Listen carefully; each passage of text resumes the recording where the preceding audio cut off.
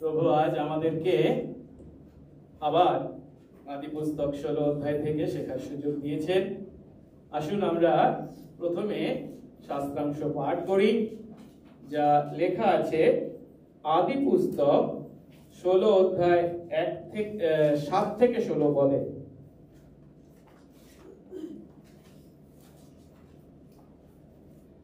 আদি পুস্তক 16 অধ্যায় 7 থেকে 16 পদ।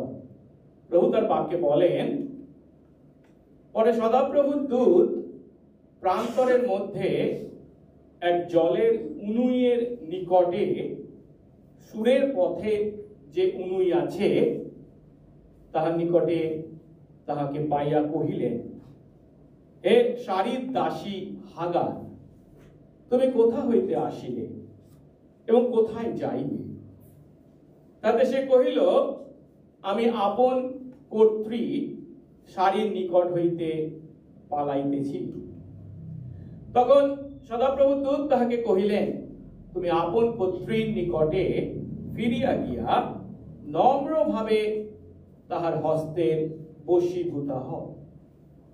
সদাপ্রভু দূত তাহাকে আরো বলিলেন, আমি তোমার বংশের এমন বৃদ্ধি করিব যে বাহুল্য প্রযুক্ত অগণ্য হবে। সদাপ্রভু দূত তাহাকে আরো কহিলেন, দেখো তোমার গর্ভ হইয়াছে, তুমি পুত্র প্রসব করিবে ও তাহার নাম ইসমায়েল, ঈশ্বর শুনে রাখিবে, কেননা সদাপ্রভু তোমার দুঃখ শ্রবণ করিলেন। আর সে বনগর্ধব স্বরূপ মনুষ্য হইবে, তার হস্ত সকলের বিরুদ্ধে ও সকলের হস্ত তাহার বিরুদ্ধে হইবে, সে তাহার সকল ভ্রাতার সম্মুখে বসতি করিবে। পরে হাগার, যিনি তাহার সহিত কথা কহিলেন, সেই সদাপ্রভুর এই নাম রাখিল, তুমি দর্শনকারী ঈশ্বর। কেননা সে কহিল, যিনি আমাকে দর্শন করেন, আমি কি এই স্থানেই তার অনুদর্শন করিয়াছি? এই কারণ সেই কূপের নাম বের লহয় রহি, জীবট মদর্শকের কূপ হইল। দেখো তা কাদেশ ও বেরদের মধ্যে রহিয়াছে। পরে হাগার অব্রামের নিমিত্ত পুত্র প্রসব করিল, আর অব্রাম হাগারের গর্ভজাত আপনার সেই পুত্রের নাম ইসমায়েল রাখিলেন। অব্রামের 86 বৎসর বয়সে হাগার অব্রামের নিমিত্তে ইসমাইলকে প্রসব করিল। আমেন। প্রার্থনা করি। মঙ্গলময় স্বর্গস্থ পিতা, তোমার ধন্যবাদ করি, তোমার অপার অনুগ্রহ, করুণা, তোমার ভালোবাসা, তোমার মমতা, যা প্রতি মুহূর্তে তুমি অকাতরে আমাদের প্রতি ঢেলে দিয়েছ। যার গুণে প্রভুগো আমরা বেঁচে আছি, যার গুণে প্রভুগো আজ তোমার চরণ তলে আজ আমরা উপস্থিত হয়েছি, তোমার সন্তান আমরা। প্রভুগো, কি বলে তোমার ধন্যবাদ করব? কি যোগ্যতা ছিল আমাদের যে আমরা তোমার সন্তান বলে নিজেদের পরিচয় দিই?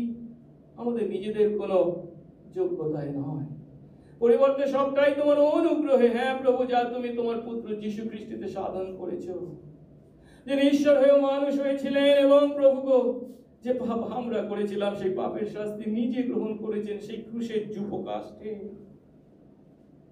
যেন তার দ্বারা আমাদের পাপের প্রায়শ্চিত্ত সাধিত হয় এবং আমরা তাতে বিশ্বাসে পাপের ক্ষমা পেয়ে তোমার সন্তান হই। হ্যাঁ প্রভু, সেই খ্রিস্টের গুণে তাতে বিশ্বাসেই আমরা তোমার সন্তান। প্রভু, তুমি যখন আমাদেরকে তোমার সন্তান করো, তখন প্রভু তুমি ঈশ্বর, আমরা তোমার সন্তান, এই সম্পর্কে, এই চুক্তিতে আমাদের প্রতি তোমার কৃপা দৃষ্টি রাখো। আর তুমি যখন আমাদেরকে ধরো, কাউকে তুমি ছাড়ো না। তোমার বাক্য বলে, ও প্রভু, তোমার হাত থেকে কেউ আমাদেরকে কেড়ে নিতে পারবে না। প্রভু, আজ আমরা যে শাস্ত্রাংশ পাঠ করেছি, সেখানে তোমারই এক সন্তানকে দেখতে চলেছি, হাগার, যার নাম। যদিও প্রভু গো, জন্মসূত্রে সে অনেক দূরবর্তী মানুষ ছিল, সেই মিশরের লোক। অব্রাম শারীর দাসী করে তাকে মিশর থেকে এনেছিলেন কনানে। কিন্তু প্রভু, তুমি তাকে অব্রামের সঙ্গে যে চুক্তি করেছিলে সেই চুক্তির বৃত্তের মধ্যে এনেছিলে, যখন সেই হাগার অব্রামের সঙ্গে বিবাহ বন্ধনে আবদ্ধ হয়েছিল। কিন্তু প্রভু সেই হাগার সেই চুক্তির মূল্য উপলব্ধি করতে পারেনি। আর তাই প্রভু তোমার সান্নিধ্য ত্যাগ করে সে দূরবর্তী সেই মিশরে ফিরে যেতে চেয়েছিল।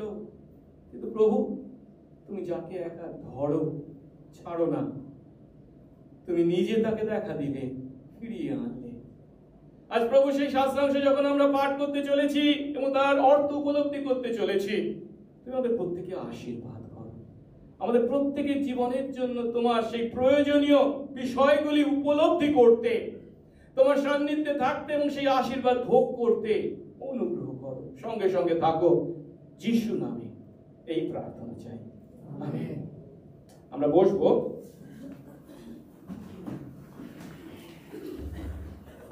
আমরা আদি পুস্তক থেকে শিখছি আমাদের আদি পিতা, আমাদের বিশ্বাসের আদি পিতা অব্রাহামের জীবন থেকে। আর যে 16 অধ্যায় থেকে আজ আমরা পাঠ করেছি, সেই 16 অধ্যায়ের প্রথম অংশে আমরা দুটি বিশ্রাম বারে শিখেছি এর আগে যে সমস্ত ঘটনা ঘটেছে।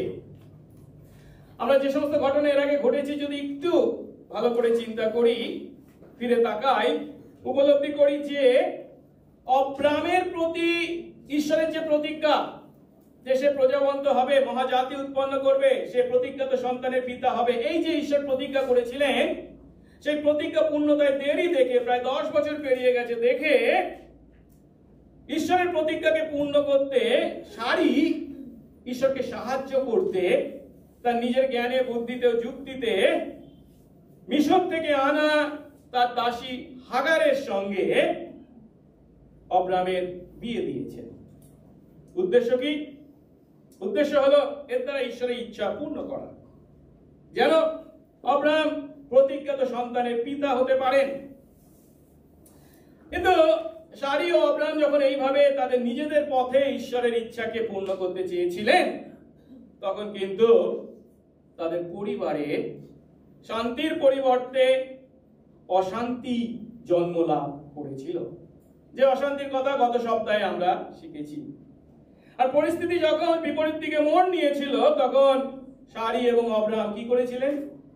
তাদের নিজেদের জ্ঞানে, বুদ্ধিতে তথা জগতের পদ্ধতিতে সারি হাগারের উপর অত্যাচার শুরু করেছে, আর অব্রাম স্বামী হিসাবে তার দায়িত্ব পালনে তার নিষ্ক্রিয়তাকে প্রকাশ করেছেন। ফলস্বরূপ আমরা দেখেছিলাম হাগার ও তার গর্ভের সন্তান অন্যায় এবং অবিচারের বলি বা শিকার হয়েছিল। হাগারের প্রতি অব্রামের সেই দায়িত্ব জ্ঞানহীন আচরণ এবং শারীর অত্যাচার এতখানি অসহ্য হয়ে উঠেছিল যে হাগার অব্রামের পরিবার ত্যাগ করতে এবং তার বাপের বাড়ি তথা মিশর দেশে পালিয়ে যাওয়ার পথকেই বেছে নিয়েছিল। আজ আমরা তার পরবর্তী অংশ পাঠ করেছি। আচ্ছা, অব্রামের পরিবার থেকে তিনি তো পালাচ্ছেন, রওনা দিয়েছেন, কোথায় এসেছেন, কোথায় এখন তিনি উপস্থিত? আমরা 7 পদ যখন পড়ি সেখানে বলা হয়েছে, পরে সদাপ্রভুর দূত প্রান্তরের মধ্যে এক জলের উনুইয়ের কাছে, মানে জলের কূপের কাছে, সুরের পথে যে উনুই আছে, যে কূপ আছে, তার কাছে তাকে পেয়ে বললেন। সুরের কথা বলা হয়েছে। সুরের পথে যে উনুই ছিল, যে কূপ ছিল বা কুয়ো ছিল। 14 পদ যদি দেখি তাহলে আরো একটু ব্যাখ্যা করা হয়েছে সেই স্থানটি কোথায় না, বলা হচ্ছে এই কারণ সেই কূপের নাম, যে কূপের পাশে সদাপ্রভুর দূত হাগারকে সাক্ষাৎ করেছিলেন, তার নাম দেওয়া হলো কি, সেই কূপের নাম দেওয়া হলো বের লহয় রোই। আর দেখো সেই কূপটা কোথায় ছিল? কাদেশ ও বেরদের মধ্যে রয়েছে। তাহলে আমরা এখানে দেখতে পাচ্ছি যে এখন অব্রামের পরিবার থেকে পালিয়ে হাগার সেই সুর প্রান্তরে এসে উপস্থিত হয়েছে, এবং সেটি কোনখানে? একটি কূপের পাশে, যে কূপটি ছিল কাদেশ এবং বেরদের ঠিক মাঝামাঝি। আমরা যদি প্যালেস্টাইনের মানচিত্রে বা মধ্যপ্রাচ্যের মানচিত্রে এই স্থানটিকে চিহ্নিত করি, তাহলে দেখতে পাবো এই স্থানটি হলো ঠিক মিশরের উত্তর পূর্ব প্রান্ত, যেখানে সিনয় পর্বত ছিল। আর সেই সিনয় পর্বতের নাম নিশ্চয়ই আমাদের কাছে পরিচিত আছে, যে আগামী দিনে যেখানে প্রভু স্বয়ং নেমে এসে ইসরায়েলের 10 আজ্ঞার মাধ্যমে ইসরায়েল জাতিকে তার সঙ্গে চুক্তিবদ্ধ করতে চলেছে। এখন এই যে অব্রামের পরিবার থেকে হাগার এই কাদেশ এবং বেরোদের মধ্যবর্তী এই কূপের পাশে এসেছে, কতটা পথ অতিক্রম করেছে? অব্রাম তখন কোথায় বাস করছিলেন যদি প্রশ্ন করা যায়, আমরা ধরে নিতে পারি তখনও তিনি হিব্রনে বাস করছেন, যে কথা এর আগে আমরা 13 অধ্যায় 18 পদে পেয়েছিলাম। বলা হয়েছিল তখন অব্রাম তার তাঁবু হিব্রনে স্থিত মমরির এলন বনের কাছে গিয়ে বাস করলেন এবং সেখানে সদাপ্রভুর উদ্দেশ্যে এক যজ্ঞবেদী নির্মাণ করলেন। অর্থাৎ কোথায় বাস করছিলেন অব্রামের পরিবার, কোথায় তাঁবু খাটিয়েছিলেন? হিব্রন। এখন সেই হিব্রন থেকে নেমে এসেছে কোথায়? এই কাদেশ বেরোদের মধ্যবর্তী স্থানে উপস্থিত সেই কূপের কাছে। এই পথটা ছিল কমপক্ষে 70 মাইল, অর্থাৎ প্রায় 110 কিলোমিটার। এখন এত দীর্ঘ পথ অতিক্রম করতে সময় লাগতে পারে, সেই সময় কতকাল? কমপক্ষে 1 সপ্তাহ। আর কে এই পথ অতিক্রম করেছে? একজন সন্তান সম্ভবা মহিলা। তার পক্ষে একাকী এই দুর্গম পথ অতিক্রম করা কতখানি কঠিন ছিল তা সহজেই আমরা উপলব্ধি করতে পারি। এখন একজন মহিলার প্রতি, একজন রমণীর প্রতি অব্রামের পরিবারের সঙ্গে যে যুক্ত হয়েছে, তাকে 1 সপ্তাহ ধরে এই দুস্তর পথ অতিক্রম করে এখানে এসে উপস্থিত হতে হয়েছে সেই সন্তান সম্ভবা মাকে। যখন আমরা দেখছি তখন একটা প্রশ্ন করি, ঈশ্বর তখন কি করছিলেন? ঈশ্বর অবশ্যই সব দেখছিলেন। তিনি কি এমন পরিস্থিতিতে হস্তক্ষেপ করবেন না? আজ আমরা যে শাস্ত্রাংশ পাঠ করেছি সেখানে আমরা সেই ঈশ্বরের হস্তক্ষেপকে দেখতে পাচ্ছি। শুধু একটি সামান্য মহিলার দুরবস্থা দেখে তিনি যে হস্তক্ষেপ করতে চলেছেন তা নয়, কারণ ঈশ্বর অব্রামের সঙ্গে যে চুক্তিতে উপনীত হয়েছেন, সেই চুক্তিকে ঈশ্বর কি কখনো উপেক্ষা করতে পারেন না? আর সেই অব্রামের সঙ্গে বিবাহের মাধ্যমে হাগার সেই চুক্তির বৃত্তের মধ্যে, সেই কভেনেন্ট সার্কেলের মধ্যে প্রবেশ করেছে। কিন্তু অব্রামের তাঁবু থেকে হাগার যখন পালিয়েছে, তখন সে যে কেবল তার আসন্ন সন্তানকে সেই চুক্তি থেকে পৃথক করেছে তাই নয়, সে নিজেকে সেই চুক্তি থেকে দূরবর্তী করতে চেয়েছে।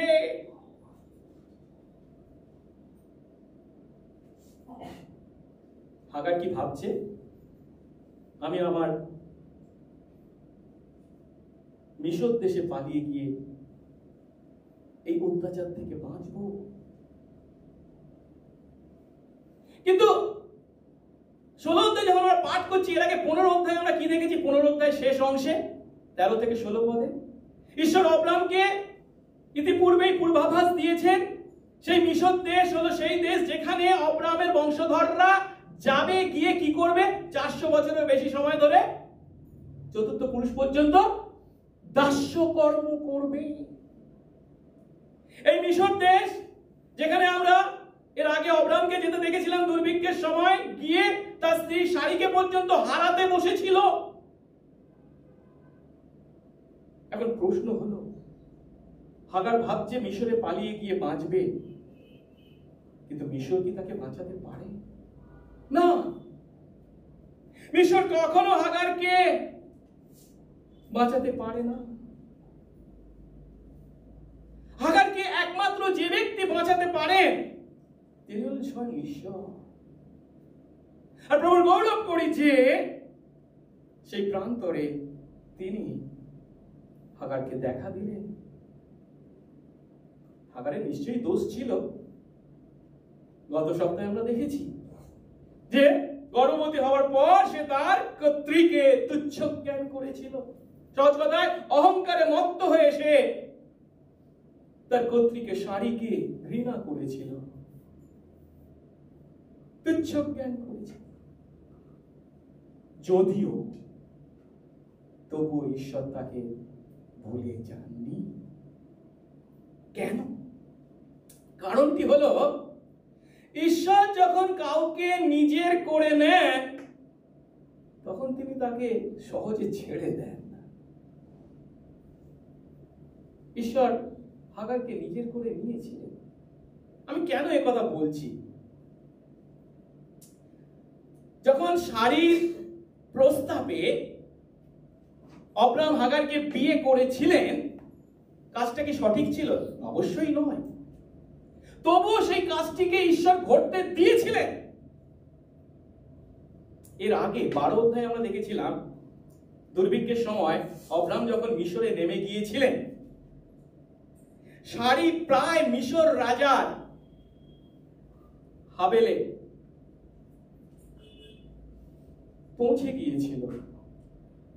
অব্রাহাম শারীকে প্রায় হারাতে বসেছিলেন,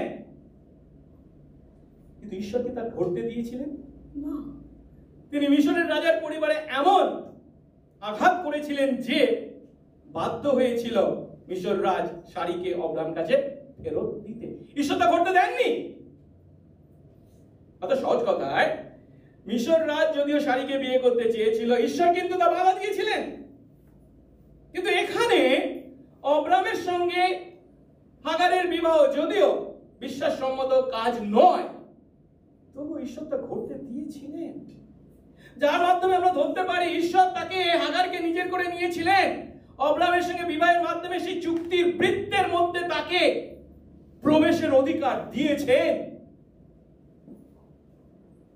তাই ঈশ্বর অব্রাহামের সঙ্গে যে চুক্তি করেছেন, যে চুক্তির সঙ্গে হাগার সংযুক্ত হয়েছে, সেই হাগারকে তিনি ভুলে যেতে পারেন না।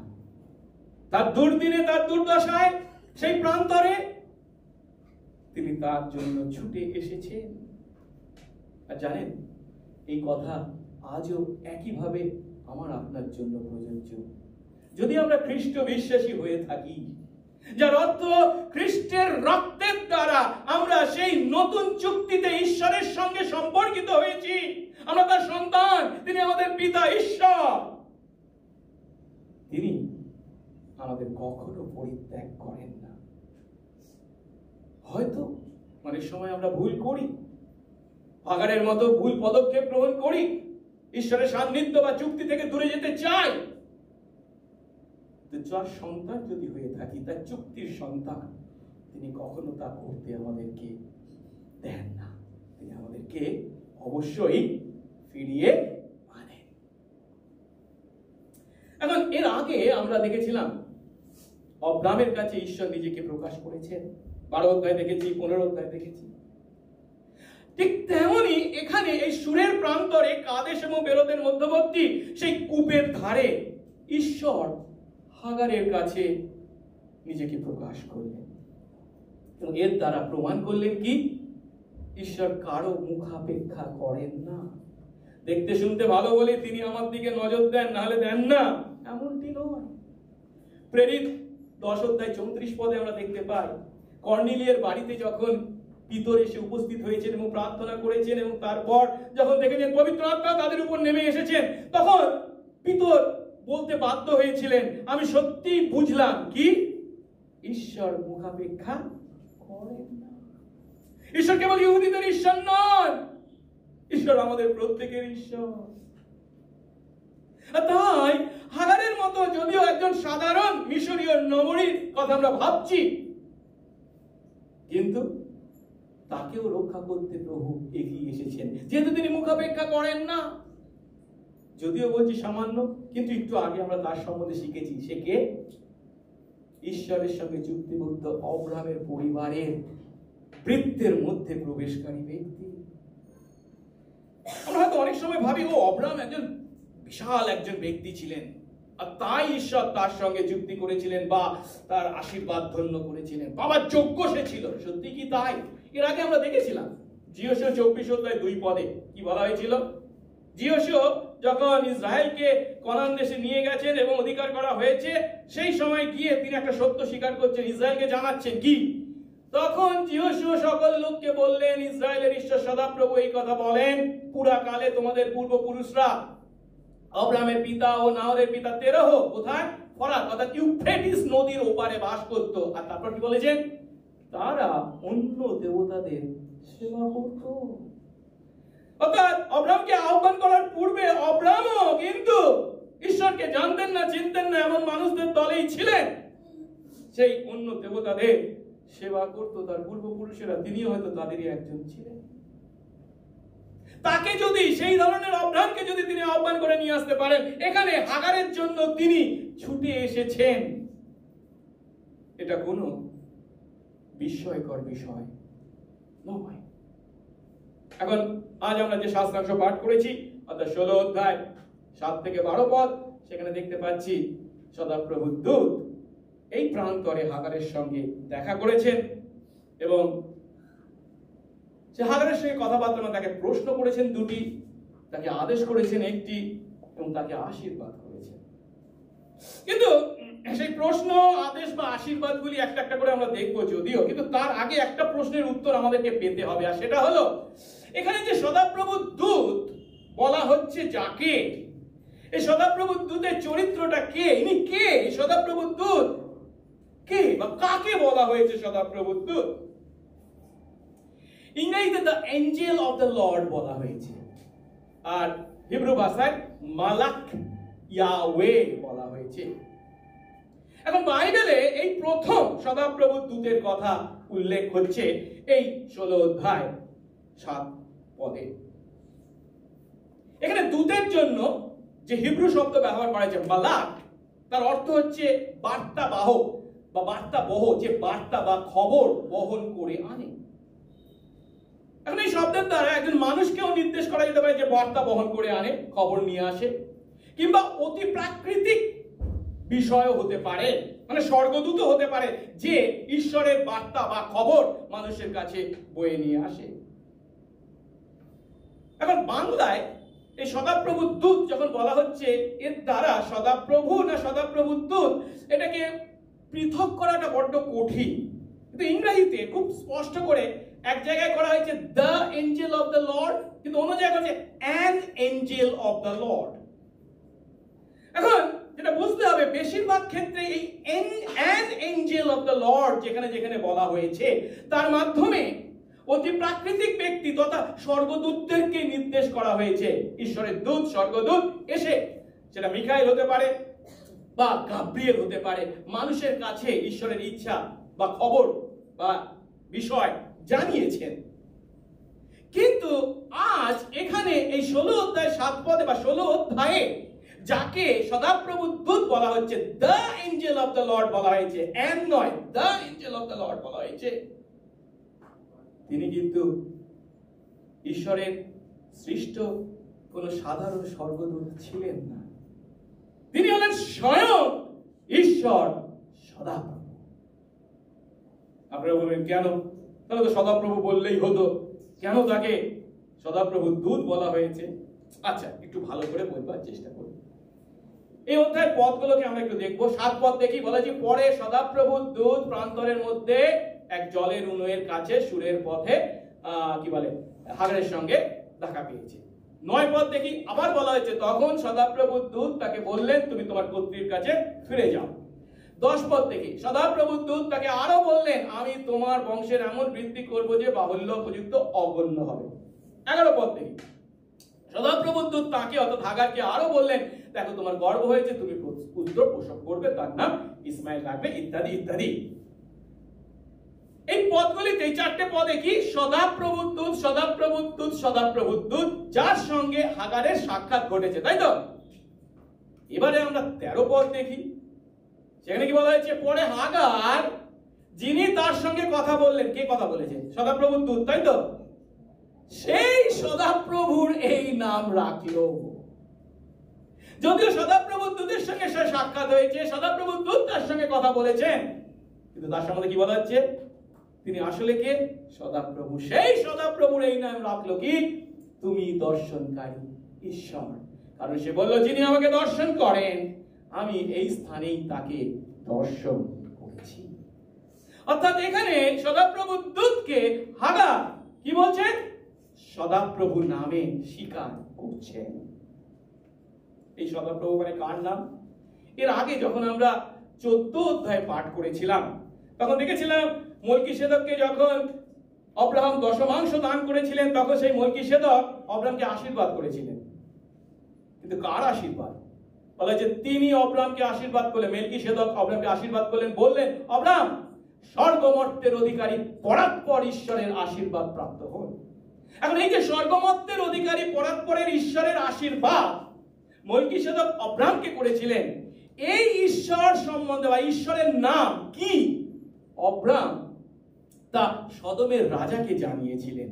ওই 22 পদ যখন আমরা পড়ি সেখানে আব্রাহাম সদমের রাজাকে কি বলছেন? আব্রাহাম সদমের রাজাকে উত্তর দিলেন, আমি স্বর্গমর্তের অধিকারী পরাৎপর ঈশ্বর যার নাম কি? সদাপ্রভু, তার উদ্দেশ্যে হাত উঠিয়ে বলছি। অর্থাৎ সহজ কথায় সেদিন সেই সুরের প্রান্তরে অন্য কেউ নয়, স্বয়ং পরাৎপর ঈশ্বর, স্বর্গমর্তের অধিকারী পরাৎপর ঈশ্বর ইয়াহওয়ে ঈশ্বর হাগারকে দেখা দিয়েছিলেন। আর এই হাগার সেই সময় জানতেন না যে এই ঈশ্বরই একদিন মানুষ হয়ে এই পৃথিবীর মাটিতে আসবে। এই ঘটনার প্রায় 2000 বছর পরে তিনি দেহায়িত হয়ে মাংসে মূর্তিমান হয়ে মানুষের আকারে আমাদের মধ্যে নেমে এসেছিলেন, মরিয়মের গর্ভে জন্মগ্রহণ করেছিলেন। শুধু তাই নয়, নতুন নিয়মে আরো কি দেখতে পাই?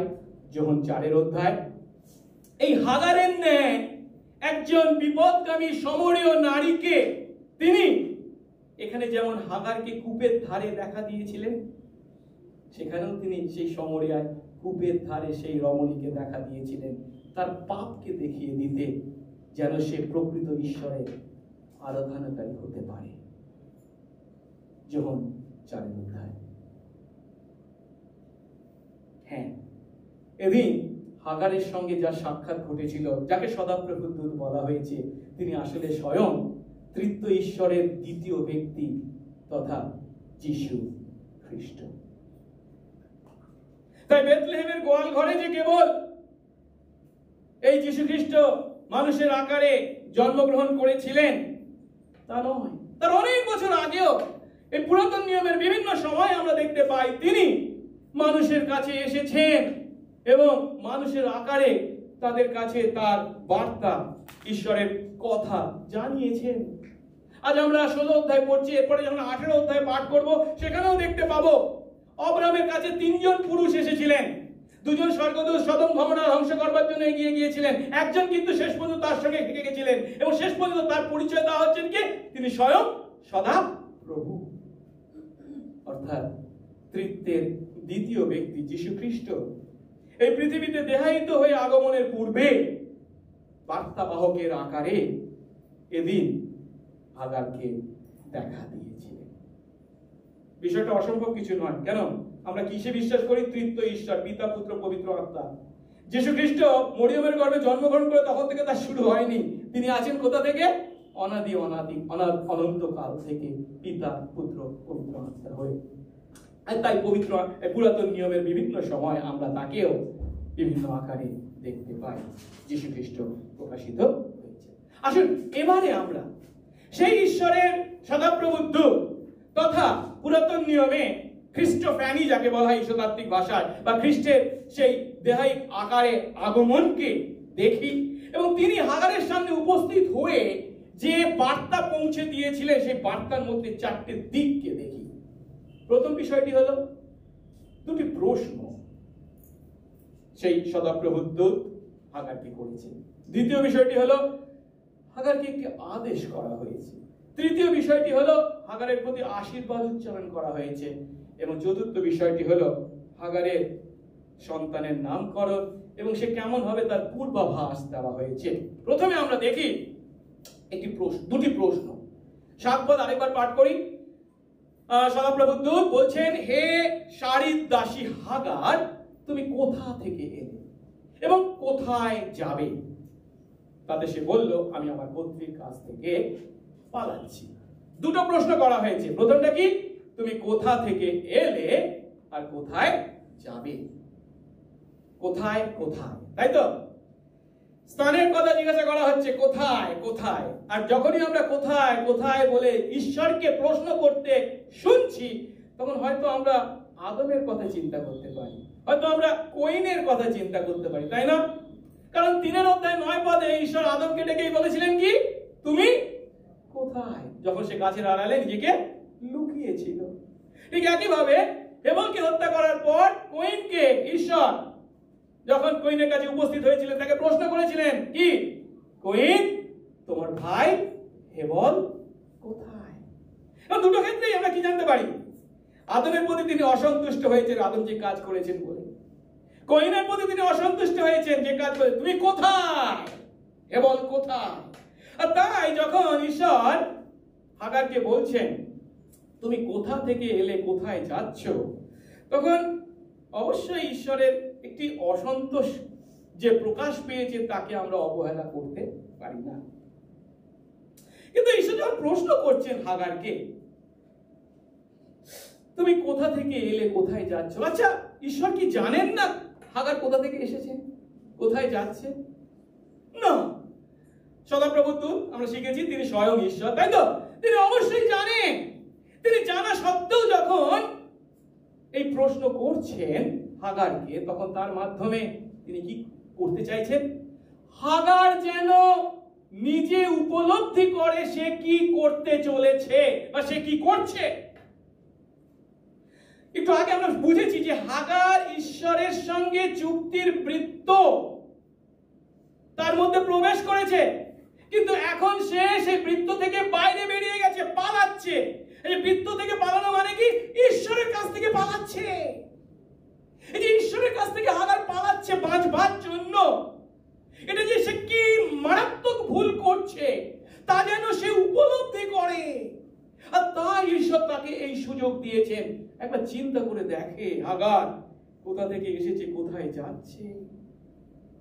লক্ষ্য করার বিষয় হলো হাগারকে দুটো প্রশ্ন করা হয়েছে, তুমি কোথা থেকে এলে, তুমি কোথায় যাচ্ছ বা কোথায় যাবে, তাই তো?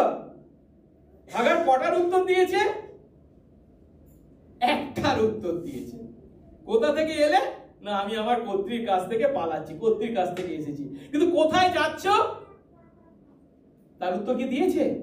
না। আর এর থেকে আমাদের কাছে বিষয়টা পরিষ্কার যে হাগার এই যে সিদ্ধান্ত গ্রহণ করেছে এবং এই সিদ্ধান্ত অনুসারে কাজ করছে, এটা কিন্তু ততখানি গভীরভাবে চিন্তা ভাবনা করে করেনি। আর গভীরভাবে চিন্তা ভাবনা না করেই এমন পদক্ষেপ যখন করেছে, ঈশ্বর হাগারকে সুযোগ দিচ্ছেন হাগার যেন আরেকবার ভেবে দেখে সে কি করতে চলেছে। প্রতিজ্ঞার পরিবার থেকে, চুক্তির পরিবার থেকে দূরবর্তী হয়ে ঈশ্বরের সান্নিধ্য যা সে লাভ করেছিল ঈশ্বরের অনুগ্রহে, তা ত্যাগ করে যখন সে দূরবর্তী হতে চলেছে, সে কি সঠিক কাজ করছে? আজ বিশ্বাসী আমরা অনেক সময় এই হাগারের মতো ভুল পদক্ষেপ গ্রহণ করি। অনেক সময় আমরা আমাদের মনের মতো চিন্তা, পছন্দ মতো বিষয় যখন লাভ করি না, ঈশ্বরের উপর চটে যাই, রেগে যাই এবং হাগারের মতো ভুল পদক্ষেপ গ্রহণ করি। মণ্ডলীর মধ্যেই হয়তো অন্য বিশ্বাসীদের দ্বারা হয়তো অনেক ক্ষেত্রে দুঃখ যন্ত্রণা লাভ করি। কি হবে মণ্ডলীতে গিয়ে? মণ্ডলীর সঙ্গে সংযুক্ত হওয়া মানে ঈশ্বরের সঙ্গে চুক্তির সম্পর্কে সম্পর্কিত মানুষদের মধ্যে একজন হওয়া। এই যে আশীর্বাদ, তাকে ত্যাগ করে আমি দূরবর্তী হয়ে যদি বাঁচতে চাই, তা বাঁচা নয়। জল থেকে মাছকে দূরবর্তী করা যেমন তার মৃত্যু, তাই আমরা করে থাকি। প্রভু যেন আশীর্বাদ করেন। সেদিন হাগার যে ভুল পদক্ষেপ করেছিলেন, প্রভু তার বাক্যের মাধ্যমে তাকে চেতনা দিয়ে ফিরিয়ে এনেছিলেন। আমরা যেন সেই ভুল না করি, তার বাক্যের মাধ্যমে আগে থেকেই যেন সতর্ক থাকি, এই ভুল যেন আমরা কখনো না করি। আসলে এবার দ্বিতীয় বিষয়টি দেখি। সদাপ্রভুর দূত হাগারকে একটি আদেশ করেছে। 9 পদে বলা হয়েছে, তখন সদাপ্রভু দূত তাকে বললেন, তুমি তোমার কর্ত্রীর কাছে ফিরে গিয়ে নম্রভাবে তার বশীভূতা হও। এর অর্থ কি? ঈশ্বর হাগারকে বলছেন, তুমি তোমার কর্ত্রী মানে কে? শারীর কাছে ফিরে যাও এবং নম্রভাবে তার বশীভূতা হও। যদিও তুমি গর্ভবতী হয়ে অহংকারী হয়ে উঠেছিলে, তার বশীভূতা হওয়ার পরিবর্তে তাকে তুচ্ছ তাচ্ছিল্য করেছ, কিন্তু তুমি ফিরে যাও, তোমার সেই আচরণের বিপরীত নত নম্র হয়ে তার বশীভূতা হও। এখন প্রশ্ন হলো, যে হাগারের প্রতি অব্রাম এবং সারা এত অন্যায় করেছে, এমন অবিচার চালিয়েছে, অব্রাম দায়িত্ব জ্ঞানহীনতার পরিচয় দিয়েছে, সারি অত্যাচার চালিয়েছে, ঈশ্বর কি তা দেখেননি? ঈশ্বর কি তা জানেন না? অবশ্যই দেখেছেন, অবশ্যই জানেন। তবুও তাহলে তিনি কিভাবে হাগারকে তাদের কাছে ফিরে যেতে বলতে পারেন? আপনি আমি যদি হাগার হতাম, আমাদের চিন্তাটা কি হতো? প্রভু তুমি কি বলছো? আমি কি করে তাদের কাছে ফিরে যেতে চাই? এই কাজটা কি সহজ কাজ? কারণ আমি যে পরিবার ছেড়ে এসেছি অত্যাচারিত হয়ে, এই পরিবার যদি আবার ফিরে যায়, তাহলে কি সেখানে আমার জন্য আরো অনেক বেশি অত্যাচার অপেক্ষা করে আছে, যা আমাকে মুখ বুজে সহ্য করতে হবে, আর তুমি আমাকে ফিরে যেতে বলছো?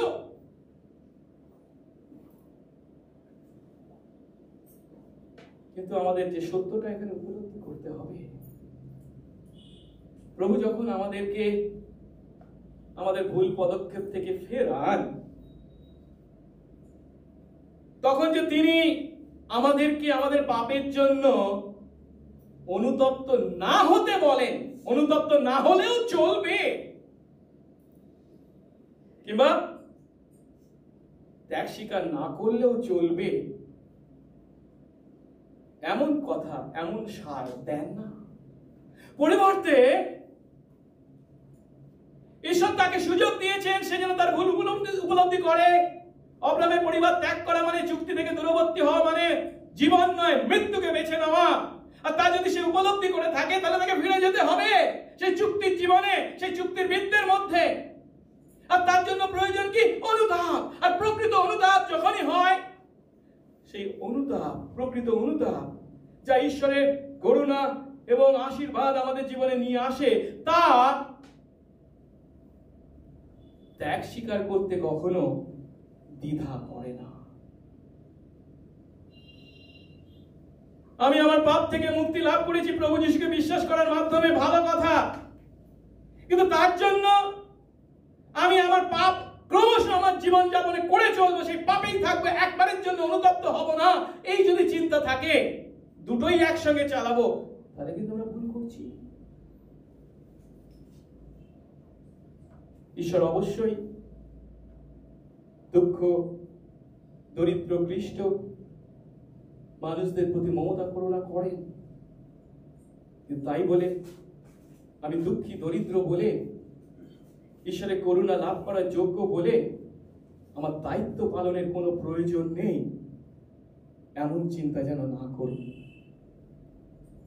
আর তাই ঈশ্বর চাইলেন হাগার যেন উপলব্ধি করে, হাগারের জীবনে অব্রামের প্রতি ঈশ্বর যে চুক্তি করেছেন, সেই চুক্তি হলো সব থেকে বড় বিষয়। যে চুক্তিকে অবহেলা করে সে অব্রামের পরিবার ত্যাগ করেছে, আর তাই ঈশ্বর চান সেই চুক্তিকে স্মরণ করে হাগার যেন সমস্ত ত্যাগ স্বীকার করতে রাজি থাকে। কারণ সেই চুক্তির সান্নিধ্যের দ্বারাই, ঈশ্বরের সান্নিধ্যের দ্বারাই সে এবং তার সন্তান বাঁচবে। আমরা যদি মনে করি ঈশ্বরের কাছে থাকবো, ঈশ্বরের আশীর্বাদ ভোগ করব, কিন্তু আমি কোনো ত্যাগ স্বীকার করব না, তাহলে আমরা ভুল করছি। যে প্রচুর আশীর্বাদ নিয়ে ঈশ্বর আমাদের জন্য অপেক্ষা করে আছেন, তার সান্নিধ্যে যদি আমরা আসতে চাই, তার জন্য যে সমস্ত বিষয় তার পবিত্রতার পথে বাধা দানকারী, তা আমাদেরকে দূর করতে হবে। তাই ঈশ্বরের চুক্তির সান্নিধ্যের দ্বারাই সে ও তার সন্তান যেহেতু বাঁচবে, সেহেতু হাগারকে সেই চুক্তির সান্নিধ্যে এসে যদি অত্যাচার ভোগ করতে হয়, দুঃখ ভোগ স্বীকার করতে হয়, ত্যাগ স্বীকার করতে হয়, তাকে তা স্বীকার করতে হবে। একইভাবে আমরাও যখন উদ্দেশ্যবিহীন ভাবে ঘুরে বেড়াই, হাগার যেমন সেদিন সেই প্রান্তরে ঘুরে বেড়াচ্ছিলেন, ঈশ্বর চান তার চুক্তির কাছে আমরা ফিরে আসি, অর্থাৎ তার কাছে ফিরে আসি এবং তার ইচ্ছার কাছে আমরা নিজেদেরকে সমর্পণ করি। কিন্তু কি জানেন, আমরা পছন্দ করি না এমন পরিবেশ এবং পরিস্থিতির মধ্যে আমরা ফিরে যেতে চাই না, আমরা নিজেদেরকে সমর্পিত করতে চাই না। কিন্তু যদি সত্যি আমরা প্রভুতে বিশ্বাস করি, তাহলে কিন্তু আমরা সেই বিশ্বাস করব যে যদি তার কাছে নিজেদেরকে সমর্পিত করি, আজ যে পরিস্থিতি, যে পরিবেশকে আমি ভয় পাচ্ছি, তিনি সেই পরিবেশ পরিস্থিতিকে কি করবে? পরিবর্তন করবে। এবার অপব্যয় পুত্রের কথা চিন্তা করে দেখি, সে তার ভুল পদক্ষেপের জন্য সেই বিদেশের মাটিতে গিয়ে কি মারাত্মক দুর্দশা ভোগ করেছিল, তাই তো? সেখানে গিয়ে সে চিন্তা করছে কি, আমি যদি আমার পিতার বাড়িতে ফিরে যাই। সঙ্গে সঙ্গে তার মনে হচ্ছে কি, আমার পিতা কি ছেড়ে কথা বলবে? বলছে কি, আমাকে আজজন তোমার সেই দাসদের মতো করে রেখো। অর্থাৎ ত্যাগ স্বীকার করতে সে রাজি আছে। তাই বিশ্বাসী আমাদেরকে পিতর কি বলেন জানেন?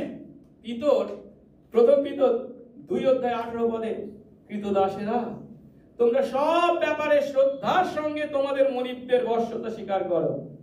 সেই মনিবরা যদি সজ্জন শুভেচ্ছক হয় অবশ্যই করবে, আর যদি হৃদয়হীন হয়, কুটিল হয়, তাহলে কি করবে না? না, হৃদয়হীন কুটিল তাদেরও বশ্যতা স্বীকার করে। আসুন এবারে আমরা তৃতীয় ধাপে দেখি, সদাপ্রভুর দূত হাগারকে আশীর্বাদ করলেন। 10 পদে বলা হয়েছে, সদাপ্রভুর দূত তাকে বললেন আরো কি, না আমি তোমার বংশের এমন বৃদ্ধি করব যে বাহুল্য প্রযুক্ত অগণ্য হবে। এবং হাগারের প্রতি ঈশ্বরের আশীর্বাদকে যখন আমরা দেখছি, তখন আমাদের কার কথা মনে পড়ছে?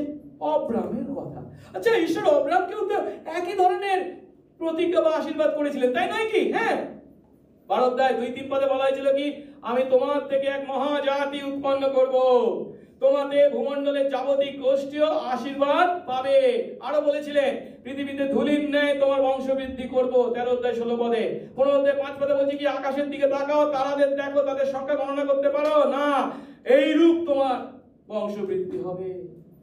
অর্থাৎ আব্রাহামের প্রতি যেমন বংশ বৃদ্ধির প্রতিজ্ঞা করা হয়েছে, ঠিক একইভাবে এখানে হাগারের প্রতিও একই প্রতিজ্ঞা করা হচ্ছে। বলছে তোমার বংশের এমন বৃদ্ধি করব যে বাহুল্য প্রযুক্ত অগণ্য হবে, মানে এমন বৃদ্ধি করব যে তার গোনা সম্ভব নয়। কিন্তু অব্রাহামের প্রতি প্রতিজ্ঞা এবং হাগারের প্রতি প্রতিজ্ঞাকে যদি আমরা তুলনা করি, একটা পার্থক্য কিন্তু স্পষ্ট। সেটা কি? 12 অধ্যায় 3 পদে বলেছে কি, অব্রাহামকে বলছে তোমাতে ভূমণ্ডলের যাবতীয় গোষ্ঠী আশীর্বাদ করে। একথা কিন্তু তিনি হাগারকে বলেননি। আর এর থেকে যে বিষয়টা স্পষ্ট, সেটা কি?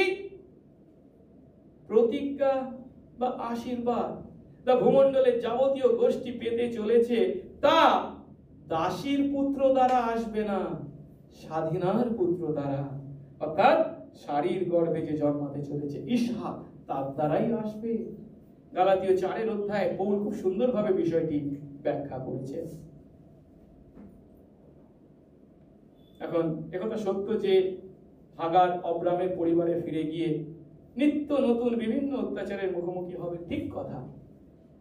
কিন্তু সে কি মনে রাখবে, প্রান্তরে সদাপ্রভু আমাকে দেখা দিয়েছেন এবং তিনি আমার কাছে প্রতিজ্ঞা করেছেন, আমার এই পুত্রের মাধ্যমে যে বংশধররা আসতে চলেছে তাদের সংখ্যা এমন হবে যে তার গোনা সম্ভব অর্থাৎ এই প্রতিজ্ঞাকে স্মরণ করে হাগার অব্রামের পরিবারের সেই সমস্ত অত্যাচার অবশ্যই সহ্য করতে পারবে। আসলে এবারে চতুর্থ ধাপে যাই। ঈশ্বরের দূত বা সদাপ্রভু স্বয়ং সেই পুত্রের নামকরণ এবং তার বিষয়ে পূর্বাভাস দিচ্ছে। 11 পদে বলা হয়েছে, সদাপ্রভুর দূত তাকে আরো বললেন, দেখো তোমার গর্ভ হয়েছে, তুমি পুত্র প্রসব করবে এবং তার নাম ইসমাইল, যার কথা অর্থ কি ঈশ্বর শোনেন থাকবে, কারণ সদাপ্রভু তোমার দুঃখ শুনেছেন। ইসমাইল নাম রাখতে বলা হয়েছে। ইসমাইল কথার অর্থ কি ঈশ্বর শোনেন বা গড হিয়ার্স। এখন ঈশ্বর শোনেন এই নাম কার রাখা হচ্ছে? হাগারের গর্ভে যে পুত্র জন্মগ্রহণ করতে চলেছে অর্থাৎ ইসমাইলের রাখা হচ্ছে। এখন সেই হাগার অব্রামের পরিবারে ফিরে যাবে। সেখানে কে আছে? অব্রাম আছে, সারি আছে। আর সারি দেখতে পাবে হাগারের ছেলেকে কি নামে ডাকা হচ্ছে? ইসমাইল, যার কথার অর্থ কি ঈশ্বর শোনেন। যতবার ইসমাইলের নাম ডাকা হবে যার অর্থ কি ঈশ্বর শোনেন, তখন অব্রাম এবং সারি কি মনে করবে? আমরা হাগারের প্রতি কি অত্যাচার করেছি, সব ঈশ্বর শুনেছেন। ঈশ্বরের চোখ কিছুই এড়িয়ে যায়নি। অর্থাৎ হাগারের পুত্রের এই নাম অব্রামকে কি দেবে? লজ্জা দেবে। আর ঈশ্বর এই কাজ অনেক সময় করে থাকেন, কেন জানেন? কারণ ঈশ্বর তার সন্তানদের তাদের পাপের শাস্তি দেয়। ঈশ্বর তার চুক্তির বৃত্তের মধ্যে অন্যায় অবিচারকে প্রশ্রয় দেন না। আর তাই ইসমাইল নামটি অব্রাম এবং সারির কাছে তাদের আয়না হিসেবে কাজ করবে, নিজেদের অপরাধ দেখবার আয়না। অন্যদিকে হাগারের প্রতি তার এই পুত্রের নাম ঈশ্বর শোনেন। যতবার হাগার এই নামে তার ছেলেকে ডাকবে, হাগার কি মনে করবে, স্মরণ করবে? ঈশ্বর আমার প্রার্থনা শুনেছেন, ঈশ্বর আমার প্রার্থনার উত্তর দিয়েছেন। হাগার তার জীবনে অবশিষ্ট দিনগুলি এই পুত্রের দিকে তাকিয়ে স্মরণ করবে কি তার দুঃখের দিনে স্বয়ং ঈশ্বর তাকে দেখা দিয়েছিলেন, তার দুঃখ শুনেছিলেন, তাকে উত্তর দিয়েছিলেন। কি নাম রাখা হচ্ছে? ঈশ্বর শোনেন। কিন্তু এই সমস্ত ঘটনা যদি না ঘটতো, মানে হাগারের সঙ্গে বিবাহ এবং যার ফলস্বরূপ ইসমাইল যদি জন্ম দেয়, এগুলো যদি না ঘটতো, ঈশ্বর শোনেন, সাধারণ পরিস্থিতিতে এই নাম কার হওয়া উচিত ছিল? সারির গর্ভে যে জন্মাবে তার নয় কি? কেন? আমরা জানি এই সারির নয় আরেকজন বন্ধা ছিল, কে? হান্না। আর তার প্রার্থনা শুনে ঈশ্বর যখন উত্তর দিয়েছিলেন, তার গর্ভে যে সন্তান জন্ম হয়েছিল তার নাম রাখা হয়েছিল কি? শমুয়েল। সে নামের অর্থ কি? ঈশ্বর শুনেছেন, গড হার্ড। সারিও বন্ধা ছিল। স্বাভাবিক পরিস্থিতি যদি হতো, এই সমস্ত ঘটনা না ঘটতো, তাহলে কি তিনি তাকে তো পুত্র দেবেন বলেছেন, জন্মাবে তো সে, তার নাম হওয়া উচিত ছিল শমুয়েল। কিন্তু হাগারের পুত্রকে এই নাম দিয়ে ঈশ্বর কি করছেন? সারিকে তার পাপ উপলব্ধি করবার সুযোগ দিচ্ছেন। যে ছেলে আমার গর্ভে জন্মে তার নাম যা রাখা উচিত ছিল, সে হারির গর্ভের সন্তানকে ঈশ্বর সেই নাম দিয়েছেন। তা দেখে কি হবে? সে অনুতপ্ত হবে। এরপর 12 পদে বলা হয়েছে সেই যে ছেলে ইসমাইল জন্মাচ্ছে তার সম্বন্ধে, সে কি হবে? বনগর্ধব স্বরূপ মানুষ হবে। তার হাত সকলের বিরুদ্ধে এবং সকলের হাত তার বিরুদ্ধে, এবং সে তার ভাইয়ের সামনে বাস করবে। বনগর্ধব মানে কি? জঙ্গলি গর্ধ, বনে জঙ্গলে যে বাস করে। সে কি ভালোবাসে? স্বাধীনতা। এদেরকে পোষ মানানো অসম্ভব। আর এর দ্বারা বাইবেলে, এই বনগর্ধবের দ্বারা বাইবেলে প্রচন্ড স্বাধীনতা, একগুঁয়ে গর্ব এবং দুর্দমনীয় শক্তিকে নির্দেশ করা হয়েছে বাইবেলে বিভিন্ন পদে। এখন এমন চরিত্রের যে অধিকারী, তার পক্ষে তার আত্মীয় স্বজনদের সঙ্গে একসঙ্গে বাস করা খুব কঠিন। তাই আত্মীয়দের থেকে সে দূরীকৃত হবে এবং সেই আত্মীয়দের বিরুদ্ধে সে জীবনযাপন করবে। আর এর প্রচুর নমুনা আমরা পুরাতন নিয়মের পাতায় পাতায় দেখতে পাই। এই ইসমাইলের বংশধরদের সঙ্গে আব্রাহামের প্রতিজ্ঞাত পুত্র ইসহাকের সন্তানদের মধ্যে আমরা সেই সমস্যাকে, সেই যুদ্ধকে দেখতে পাই। এই যে বলা হয়েছে না, সে তার ভাইয়ের সামনে বাস করবে, ইসমাইল তার ভাই মানে ইসহাকের সামনে, ইসহাকের বংশধরদের সামনে বসবাস করবে ইসমাইলের বংশধররা, তা ঘটেছে। এবং বিভিন্ন ক্ষেত্রে সেই প্রতিজ্ঞাত বংশধরদের বিরুদ্ধে তারা কাজ করছে। একটা উদাহরণ আমি দিতে পারি, 2 শমূয়েল 17:25 পদে বলা হয়েছে, আর অবসালম কে ছিল? দাউদের সেই ছেলে, একাদিকে, অন্যদিকে আবার কি দাউদের শত্রু, তাই তো, যে দাউদকে সরিয়ে দিয়ে সেই সিংহাসনে বসেছিল। বলছে সে অবসালম যোয়াবের স্থলে অমাশাকে সৈন্যদলের উপরে নিযুক্ত করেছিল। আর অমাশা কে ছিল? বলা হয়েছে ইসমাইলীয় চিত্র নামক এক ব্যক্তির পুত্র। অর্থাৎ সহজ কথায়, দাউদের শত্রু অবসালমের সেবা করতে যখন আমরা একজন ইসমাইলীকে দেখতে পাচ্ছি, তাতে আমরা অবাক হচ্ছি না। যাই হোক, ঈশ্বর হাগারের যে সন্তান জন্মাতে পড়েছে তার প্রতি যে প্রতিজ্ঞা করলেন, তার মাধ্যমে কি দেখতে পাচ্ছি? না, ক্ষমতা, স্বাধীনতা এবং সাহস। এখন এই ক্ষমতা, স্বাধীনতা, সাহসকে ইসমাইল এবং তার বংশধররা কোন পথে ব্যবহার করতে চলেছে সেটাই হচ্ছে কিন্তু গুরুত্বপূর্ণ। কিন্তু দুঃখের বিষয় কি জানেন? সেদিন হাগারকে যিনি দেখা দিয়েছিলেন, তারা সেই আশীর্বাদ, সেই ঈশ্বর তথা যীশু খ্রিস্ট এবং তার সুসমাচারের বিরুদ্ধে ব্যবহার করেছে। ইসমাইলের শারীরিক এবং আধ্যাত্মিক বংশধররা বিশ্বাসে এই আশীর্বাদকে ব্যবহার করতে পারেনি, পরিবর্তে ঈশ্বরের বিরুদ্ধেই ব্যবহার করেছে। কিন্তু এর থেকে কি আমরা এমন শেষ কথায় উপনীত হতে পারি যে ঈশ্বর এখানে যে কথা বলেছেন সেই কথাকে ভিত্তি করে আমরা বলতে পারি কি ইসমাইলের বংশধরদের কোনো আশা নেই? না, আমরা যেন কখনো এমন কথা না ভাবি। কারণ যিশু যখন এই পৃথিবীর মাটিতে দেহায়িত হয়ে আসেন এবং ক্রুশের উপর আমাদের পাপের প্রায়শ্চিত্ত সাধন করেন, তখন ইহুদি এবং অইহুদিদের মধ্যে যে দেওয়াল ছিল তা তিনি ভেঙে ফেলেছেন। তাই ইসমাইলের বংশধরদের তথা মধ্যপ্রাচ্যের বিভিন্ন জাতির মধ্যেও ঈশ্বরের প্রচুর মনোনীতরা বসবাস করছে, যাদের কাছে আমাদেরকে খ্রিস্টের সুসমাচার নিয়ে যেতে হবে। আর তাই প্রকাশিত বাক্য 7 অধ্যায় 9-10 পদে কি বলা হয়েছে? কাদেরকে যখন দেখতে পাচ্ছেন, আমি দৃষ্টি করলাম আর দেখো প্রত্যেক জাতির, প্রত্যেক বংশের, প্রত্যেক প্রজাবন্ধের, প্রত্যেক ভাষার বিস্তর লোক, তাদের গণনা করা যায় না, ইত্যাদি ইত্যাদি। তারা সিংহাসনের সামনে, সে মেষশাবকের সামনে দাঁড়িয়ে আছে। তারা শুক্ল বস্ত্র পরিহিত, খেজুর পাতা হাতে নিয়ে, এবং তারা উচ্চ রবে চিৎকার করে কি বলছে? পরিত্রাণ আমাদের ঈশ্বরের। কোন ঈশ্বর? যিনি সিংহাসনে বসে আছেন। আর কার? মেষশাবকের দান, ঈশ্বরের এবং মেষশাবকের দান। এরা কারা? প্রত্যেক জাতি, বংশ, প্রজাবন্ধ যখন বলা হয়েছে, তার মানে কি ইসমাইলের বংশধররাও একই ভাবে তাদের মধ্যে আছে। তাই আমাদের দায়িত্ব তাদের কাছে সুসমাচার সঠিক অর্থে নিয়ে যাওয়া। এইভাবে হাগার কাদেশ এবং বেরোদের সেই মাঝামাঝি যে কূপ ছিল তার ধারে তৃতীয় ঈশ্বরের দ্বিতীয় ব্যক্তির সঙ্গে যে দেখা পেয়েছিলেন, সেই ঘটনাকে স্মরণ করে হাগার কি করলেন? 14 পদে বলা হয়েছে সেই কূপের নাম রাখা হলো বের লহয় রই, জীবিত দর্শনকারী কূপ। জীবিত দর্শনকারীর কূপ বা বের লহয় রই কথার অর্থ কি?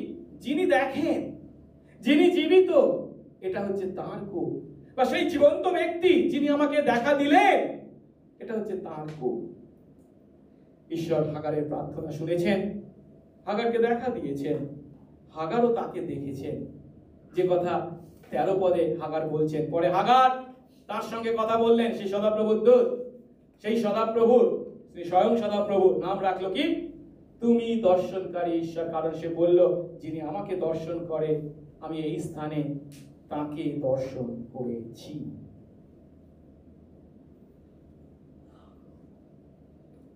এরপর শেষ অংশ 2টি পদ, সেখানে আমরা দেখতে পাচ্ছি 15-16 পদে হাগার ঈশ্বরের আদেশ পালন করেছেন। অব্রামের তাঁবুতে ফিরে গেছে। পুনর্পদ পরে হাগার অব্রামের জন্য পুত্র প্রসব করলো, আর অব্রাম হাগারের গর্ভজাত সেই পুত্রের নাম ইসমাইল রাখলেন।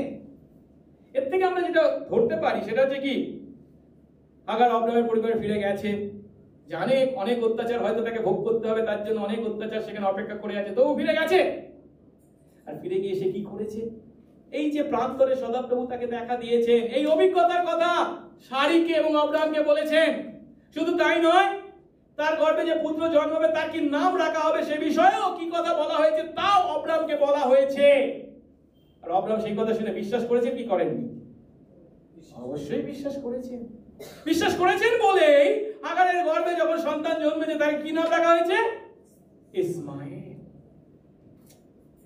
অব্রাম দায়িত্ব ত্যাগ করে শারীর কথায় তাকে দূর করে দিয়েছিলেন বলে, যদিও কিন্তু এখানে পুনরায় তিনি তার পিতার দায়িত্ব পালন করেছিলেন তা আমরা দেখতে পাচ্ছি। এখন শারী ইসমাইলের প্রতি কেমন ব্যবহার করেছিল যতদূর বাইবেল থেকে পড়ে আমরা বুঝি, যদিও তার ইচ্ছা ছিল কি হাড়ির গর্ভে যে জন্মাবে তাকে আমার ছেলে করে আমি মানুষ করব, কিন্তু এই সমস্ত ঘটে যাওয়ার পর তিনি কিন্তু আর ইসমাইলকে তার নিজের ছেলে হিসেবে গ্রহণ করতে পারেননি।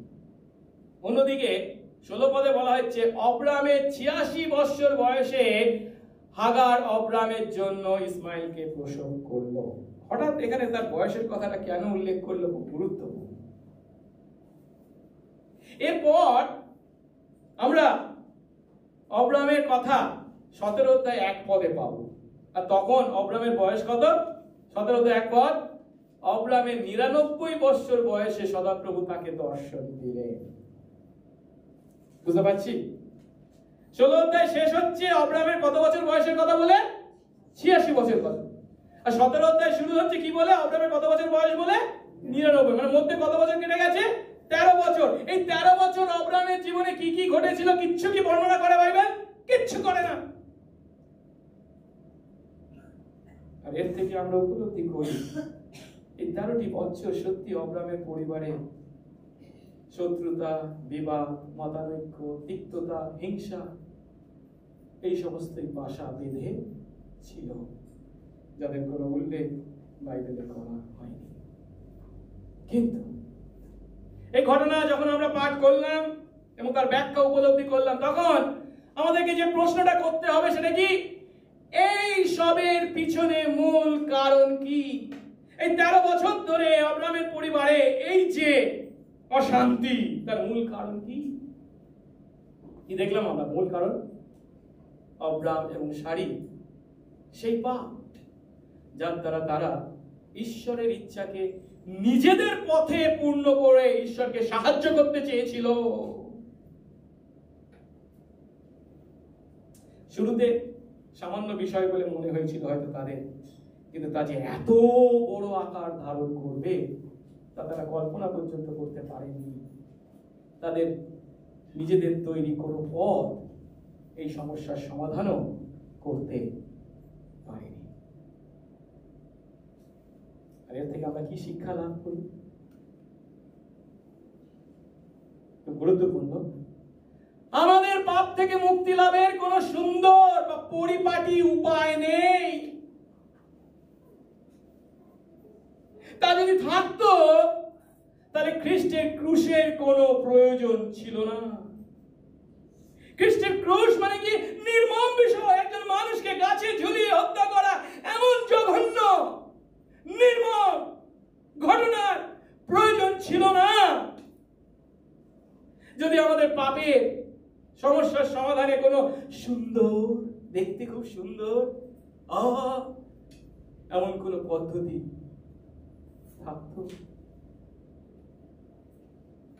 এর থেকে আমরা যে সত্যটা উপলব্ধি করি আমাদের পাপ কতখানি মারাত্মক। সেই পাপকে বস্তা চাপা দেওয়া সম্ভব নয়। এই পাপ থেকে মুক্তির একটাই উপায় হলো প্রায়শ্চিত্ত। আর ক্রুশের উপরে খ্রিস্ট সেই কাজই করেছে। ক্রুশের উপরে সেই খ্রিস্টকে যখন আমরা দেখি, তখন আমরা আমাদের ঈশ্বরকে দেখতে পাই। যে ঈশ্বর হাগারকে দর্শন দিয়েছিলেন, সেই ঈশ্বর আমাদেরকে দর্শন দিয়ে চলেছেন।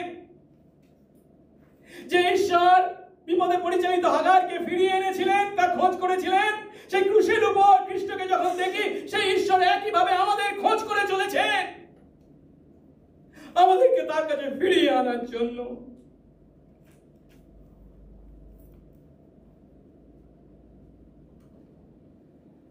তাই তিনি তার বাক্যের দ্বারা আমাদের পাপ তথা ঈশ্বরের বিরুদ্ধাচরণকে তিনি দেখিয়ে দেন। সেদিকে হাগারকে হাগারের দোষ যেমন দেখিয়ে দিয়েছিলেন, এবং সেই পাপ, সেই বিরুদ্ধাচরণের জন্যই যে যিশু ক্রুশের উপর তার নিজের জীবন উৎসর্গ করেছেন, সেই সত্য উপলব্ধি দেন। তাই যিশু খ্রিস্টের ক্রুশকে বাদ দিয়ে আমরা কখনো আশীর্বাদ লাভ করতে পারি না। যিশু খ্রিস্টের ক্রুশকে বাদ দিয়ে অন্য কোনো শর্টকাট পথ নেই ঈশ্বরের আশীর্বাদ লাভ করা।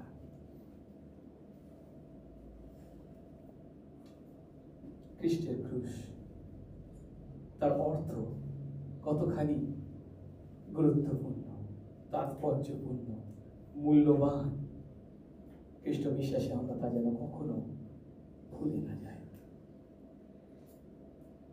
কিন্তু দুঃখের বিষয় কি জানেন? এই সত্য যীশু খ্রিস্টের ক্রুশ যারা উপলব্ধি করতে পারে না, তারা যীশু খ্রিস্টকে নিয়ে, তার ক্রুশকে নিয়ে ব্যঙ্গ বিদ্রুপ করে। তাদের জন্য আমরা যে কাজটা করতে পারি কি? প্রার্থনা। প্রভু যেন তাদের আধ্যাত্মিক অন্ধত্ব দূর করে। হঠাৎ আমি এই কথা কেন বলছি, তার কারণ হচ্ছে রিসেন্টলি আমি একটা ইউটিউবে ভিডিও দেখেছিলাম, এবং সেখানে আমি দেখলাম একজন কমেডিয়ান ইংরেজিতে একজন গুরুত্বপূর্ণ ব্যক্তির কোনো কথাকে ভিত্তি করে, আমি ডিটেলসে বলতে পারছি না, উদ্ভট কথাকে ভিত্তি করে তাকে খুব ব্যঙ্গ বিদ্রুপ করেছে। এবং সেই কমেডির শেষে তিনি যীশু খ্রিস্টের কথা বলে শেষ করেছেন। তিনি বলতে চাইছেন সেই ব্যক্তি যেমন উদ্ভট কথা বলেছেন, ঠিক একইভাবে আজ থেকে 2000 বছর পূর্বে আরেকজন নিজেকে ঈশ্বর প্রেরিত বলে দাবি করেছিলেন, আর যার জন্য তার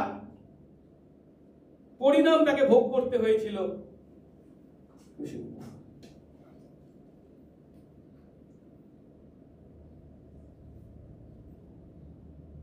যিশু যে আমাদের মতো পাপীদের জন্য ক্রুশে মরেছিলেন, যিশু যে 8-5 জন মানুষের মতো সাধারণ মানুষ নন, তিনি স্বয়ং ঈশ্বর, তা তারা জানে না। আর তিনি যে কেবল ক্রুশে মরেছেন তা নন, 3 দিন পরে তিনি সেই মৃত্যুকে জয় করে জীবিত হয়েছেন আমাকে আপনাকে জীবন দেওয়ার জন্য। সেই সত্য তারা জানে না, আর তাই তারা যিশুকে নিয়ে, তার ক্রুশকে নিয়ে এমন ব্যঙ্গ বলে থাকে। প্রার্থনা করি প্রভু যেন তার অনুগ্রহে এই সত্য তাদের কাছে পৌঁছে দেয়। আসুন প্রার্থনা করি।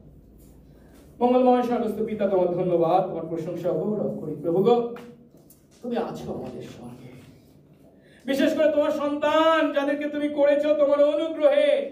ও প্রভু গো, তুমি ঈশ্বর, আমরা তোমার সন্তান। এই চুক্তির মধ্যে আমরা যতজন প্রবেশ করেছি, যীশু খ্রিস্টের বিশ্বাসের মাধ্যমে যতজন আমরা তোমার সন্তান হয়েছি, তাদের যে দৃষ্টি, তাদের প্রতি তোমার যে দৃষ্টি সর্বদা রয়েছে। কখনো যে তুমি আমাদেরকে ছেড়ে যাও না। আমরা হয়তো তোমার থেকে দূরবর্তী হতে চাই, কিন্তু তুমি আমাদেরকে ছাড়ো না। আরেকবার সেই সত্য উপলব্ধি করবার সুযোগ তুমি আমাদেরকে দিবে। দয়া করো প্রভু, তুমি যখন তোমার বাক্যের দ্বারা আমাদের পাপ দেখিয়ে দাও, তখন অনুতপ্ত হয়ে এবং ত্যাগ স্বীকার করতে আগ্রহী হয়ে আমরা যেন তোমার কাছে ফিরে আসি। সঙ্গে সঙ্গে থাকো, যিশু নামে এই প্রার্থনা।